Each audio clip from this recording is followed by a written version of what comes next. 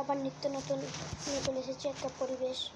আবার আজ পরিবেশ থার্ড সেমেটিক পরীক্ষার 5-এর আবার নিত্য নতুন একটা প্রশ্ন নিয়ে চলে এসেছি। চলো বেশি দেরি না করে থার্ড সেমেটিক পরীক্ষার প্রশ্ন বলছি, তো কেন টোটাল মুখস্থ করে নাও। বলছি, এদের মধ্যে কোন প্রাণীটি বনে দেখা যায়? ভাল্লুক। এদের মধ্যে কোন নরম কাণ্ডের গাছ? বট, অশ্বত্থ, কলা, আম। এখানে নিশ্চয় জানো কলা। এদের মধ্যে কোন গাছ সমুদ্রের নোনা মাটিতে হয়? এখানে কোন গাছ? নিশ্চয়ই নারকেল হবে, নারকেল।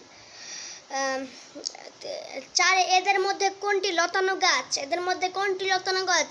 এদের মধ্যে শাকালু লতানো গাছ। এদের মধ্যে কোন প্রাণীটি যুদ্ধের কাজে ব্যবহার হয়? এদের মধ্যে হাতি যুদ্ধের কাজে ব্যবহৃত হয়। নোটবুক করে নাও।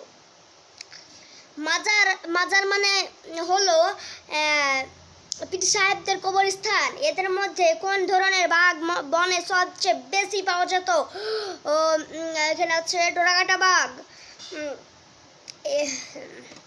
এক সময় আমাদের দেশে বাঘের সংখ্যা ছিল প্রায় 40,000। বর্তমানে আমাদের দেশে বাঘের সংখ্যা প্রায় 2,000-এরও কম। ওই প্রশ্নটা হয়ে গেল। এবার আমরা আরেকটা প্রশ্ন নিয়ে চলে এসেছি। ওই প্রশ্নটা হয়ে গেল। এবার অধ্যায় 2 আমরা চলে এসেছি। অধ্যায় 2 এর প্রশ্নগুলো একটু কেন নাহলে মুখস্থ করে নাও, বিরাট ইম্পর্টেন্ট প্রশ্ন। পাহাড়ি অঞ্চলে বনে কি কি গাছ দেখা যায়? পাহাড়ি অঞ্চলে বনে পাইন, ওক, ফার, বার্চ ও রোডোড্রেন গাছ দেখা যায়। এখানে মতো সব ঠিক আছে, তুমি নোটবুক করে নাও। আমি যা বলছি সব নোটবুক করে নাও, মুখস্থ করে নাও, ভারী ইম্পর্টেন্ট। পাহাড়ি অঞ্চলে বনে কি কি পশু দেখা যায়? পাহাড়ি অঞ্চলে বনে চিতাবাঘ, কালো ভাল্লুক, লাল পান্ডা দেখা যায়। এখানে তোমরা যদি ঘুরতে যাও তাহলে দেখতে পাবে, নাহলে পরীক্ষার জন্য এটা ইম্পর্টেন্ট। সুন্দরবনে কি কি গাছ দেখা যায়? সুন্দরবনে সুন্দরী গাছ দেখা যায়, গরান, হেতাল প্রভৃতি গাছ দেখা যায়। তারপরে সুন্দরবনের নদীতে কি কি দেখা যায়? সুন্দরবনের নদীতে কুমির, কামড় দেখা যায়, ইত্যাদি ইত্যাদি। বনে পশু পাখিরা ছাড়াও আরো কি কি থাকে? বনে পশু পাখিরা ছাড়াও গাছপালা, পোকামাকড়, নদী, জলভূমি, ঝর্ণা থাকে। গাছের ছাল থেকে কি কি তৈরি হয়? গাছের ছাল থেকে ওষুধ, মশলা, দড়ি তৈরি হয়। কোন গাছের ছাল থেকে ম্যালেরিয়া রোগের ওষুধ তৈরি হয়? সিনকোনা গাছের ছাল থেকে ম্যালেরিয়া গাছের ছাল থেকে, সিনকোনা গাছের ছাল থেকে। মিস্টেক হয়ে গেল। দুটি নরম কাণ্ডের গাছের নাম লেখো। দুটি নরম কাণ্ডের গাছের নাম হলো কলা ও পেঁপে। দুটি লতানো গাছের নাম লেখো। দুটি লতানো গাছের নাম হলো লাউ ও কুমড়ো। স্যাঁতস্যাঁতে স্থানে জন্মায় এমন গাছের নাম লেখো। স্যাঁতস্যাঁতে স্থানে জন্মায় এমন গাছ হলো মহাশ ও ফান। সমাজভিত্তিক বন কাকে বলে? লোকালয়ে মাঝে গাছ লাগিয়ে ছোট ছোট যে বনগুলি তৈরি হয়েছে তাকে সমাজভিত্তিক বন বলে। মাজার কি? পীর সাহেবদের কবরস্থানকে মাজার বলে। আমাদের মাজারটা খুব ইম্পর্টেন্ট, কারণ 2বার পড়লো। আমাদের দেশের বনে কত রকম বাঘ দেখা যায়? 3 রকম, হলুদ ডোরাকাটা, চিতাবাঘ, নেকড়ে বাঘ দেখা যায়। বর্তমানে আমাদের দেশে বাঘের সংখ্যা, এটাও খুব ইম্পর্টেন্ট, 2বার পড়েছে। বর্তমানে আমাদের দেশের বাঘের সংখ্যা কত? বর্তমানে আমাদের দেশের বাঘের সংখ্যা প্রায় 2,000, এরকম।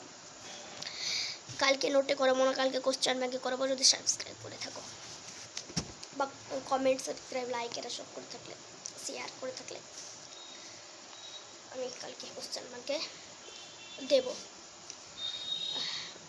বর্তমানে আমাদের দেশে বাঘের সংখ্যা কমেছে কেন? মানুষ অকারণে শুধুমাত্র নিজেদের বীর ভাবার জন্য, দেখানোর জন্য প্রচুর বাঘ শিকার করেছে। তাই আজ আমাদের দেশে বাঘের সংখ্যা কমেছে। মানুষ হুইয়া পাখি মেরে ফেলেছে কেন? অথবা হুইয়া পাখি শিকার করা হতো কেন? হুইয়া পাখি পালক ছিল খুব সুন্দর, সেই পালক ঘরে রাখবে বলে মানুষ তাদের মেরে ধ্বংস করে দিয়েছে। মানুষ কিসের লোভে গন্ডার শিকার করে? বেআইনিভাবে। গন্ডারের খড়গ ও চামড়া চড়া দামে বিক্রি করার লোভে মানুষ গন্ডার শিকার করে। মানুষ কিসের গন্ডার শিকার করে? মানুষ কিসের লোভে হাতি শিকার করে? হাতির দুটো দাঁত চড়া দামে বিক্রি করার লোভে মানুষ হাতি শিকার করে। এখানে 2 অধ্যায় আমরা জেনে নিলাম। 3 অধ্যায়তে চলো। 3 অধ্যায় যাওয়ার আগে সাবস্ক্রাইব করে দিও। 3 অধ্যায়টা খুবই ইম্পর্টেন্ট, এটা পড়বে পরীক্ষাতে। Third summative. কাঠের পালকি বইতে কজন লোক লাগে? কাঠের পালকি বইতে 4 জন লোক লাগে। এদের মধ্যে কোন প্রাণী মূলত মাল বইতে পারে? এদের মধ্যে গাধা মাল বইতে পারে। কলকাতা রিক্সা প্রথমে আসে 1900 সালে। কলকাতায় প্রথম মানুষ বউয়া রিক্সা চালু হয় 1914 সালে। পানসি হলো এক প্রকার ডিঙি নৌকার মতো। কলকাতা নৌকা নদীতে কোন দিকে যাবে তা ঠিক করে হাল। কলকাতা রাস্তা যে যানটি বিদ্যুতের চলে সেটি হলো বাস না ট্রাম না অটো বাইক? এটা হবে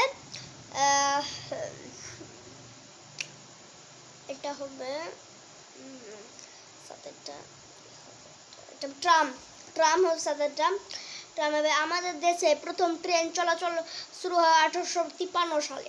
আমাদের রাজ্যে পশ্চিমবঙ্গে সর্বপ্রথম ট্রেন চলাচল হয় 1854 সালে।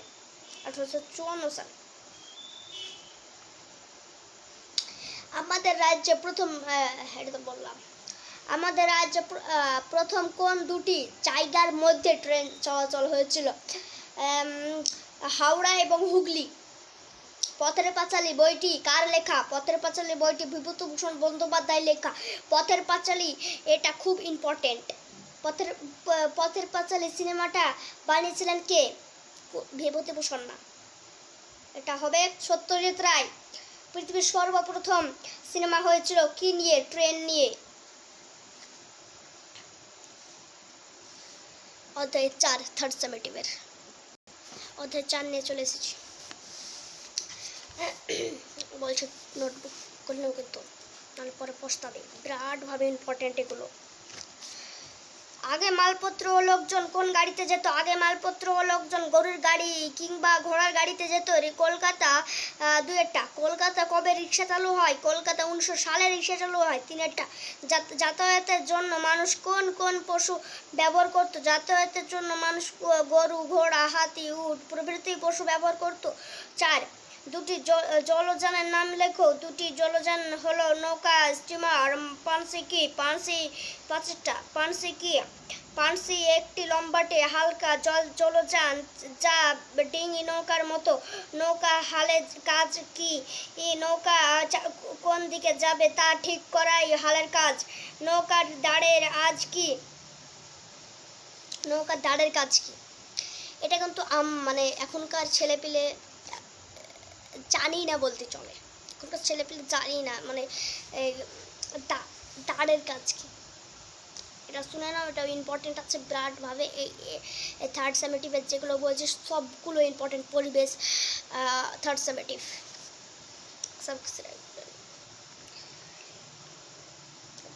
নৌকা হালের কাজ কি? নৌকা কোন দিকে নৌকা দাঁড়ের কাজ কি? দাঁড় নদীর জল পিছনে ঠেকে নৌকাকে সামনের দিকে এগিয়ে নিয়ে যায় তাকে ঢাল বলে। দাঁড় বলে।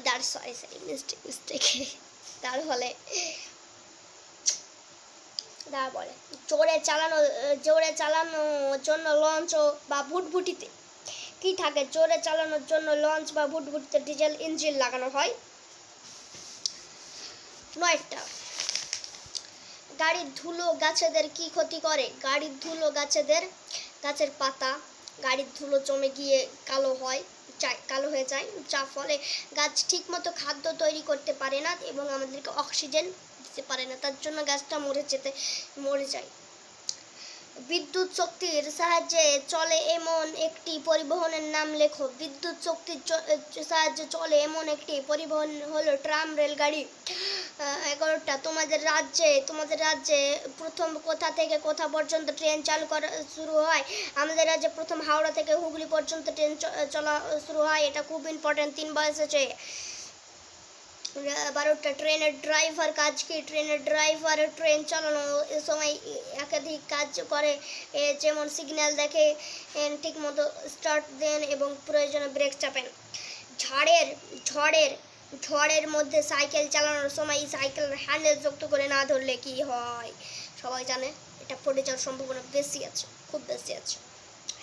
ঝড়ের মধ্যে সাইকেল চালানোর সময় সাইকেল হ্যান্ডেল শক্ত করে না ধরলে সাইকেল নিয়ন্ত্রণ হারায় এবং রাস্তায় পড়ে যায়। নৌকা পালের কাজ কি?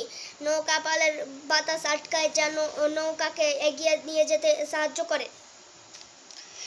15টা, নৌকা পালে হাওয়া গাছের হাওয়া নৌকা পালে হাওয়া ধরছে। নৌকা পালের কাজ কি? নৌকা পালের বাতাস আটকায় যা নৌকায় এগিয়ে নিয়ে যেতে সাহায্য করেন। 15টা, নৌকা পালে হাওয়া ধরছে অথচ ঠিক মতো হাল ধরা নেই, তাহলে কি হবে? এক্ষেত্রে হালটা ঠিক মতো না ধরলে নৌকা উল্টে যেতে পারে। এখন তো ঠিক মতো নৌকাতে হাল ব্যবহার করা হয় না, তাই এখন শেষ না, এখনো মেলা প্রশ্ন আছে ইম্পর্টেন্ট।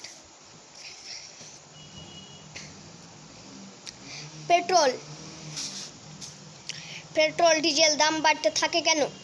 খনিতে জমা পেট্রোলিয়াম দিন দিন কমে যাচ্ছে, যার কোনো সমাধান নেই। পেট্রোলিয়ামের অভাবের জন্যই পেট্রোল ডিজেলের দাম বাড়তে থাকবে। আমি তো কমছি তো মানুষের জন্য।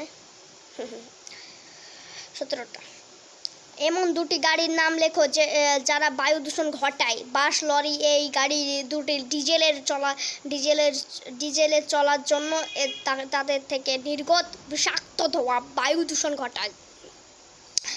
তোমার জানা দুটি দ্রুতগামী যানের নাম লেখো। দুটি দ্রুতগামী যান হলো উড়োজাহাজ ও পাতাল রেল। 19টা, উড়োজাহাজ, ডুবোজাহাজ, ট্রেন, এই 3টি আশ্চর্য যানের কথা তোমরা পাঠ্য বইয়ে পড়েছ। এছাড়া অন্য কোনো আশ্চর্য যানের কথা থেকে তোমরা জানো? আমরা জানি একটি আশ্চর্য যান হলো পাতাল রেল, যা কলকাতা শহরের মাটির তলে দিয়ে যাতায়াত করে।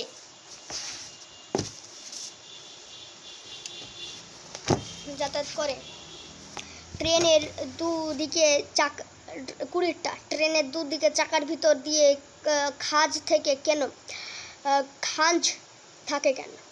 ট্রেনের লাইন থেকে যাতে কোনো দিক সরতে না পারে, তার জন্য ট্রেনের দুদিকে চাকার ভিতর দিয়ে খাঁজ থাকে। মরুভূমি পরিবহন জন্য কি ব্যবহার করা হয়? মরুভূমি পরিবহনের জন্য প্রধানত উট ব্যবহার করা হয়। 22টা, পরিবেশ বান্ধব যান কোনটি? সাইকেল হলো পরিবেশ বান্ধব যানবাহন। দুটি লিখতে বললে লিখব সাইকেল ও রিক্সা। দুটি পরিবেশ বান্ধব যানের নাম লেখো। দুটি পরিবেশ বান্ধব যান হলো সাইকেল ও রিক্সা। হ্যাঁ, জানতাম। পথের পাঁচালী বইটি কার লেখা? পথের পাঁচালী বইটি বিভূতিভূষণ বন্দ্যোপাধ্যায়ের লেখা। পথের পাঁচালী দুটো খুব ইম্পর্টেন্ট, 5বার এসেছে। পথের পাঁচালী সিনেমাটি কে বানিয়েছিলেন? পথের পাঁচালী সিনেমাটি সত্যজিৎ রায় বানিয়েছিলেন।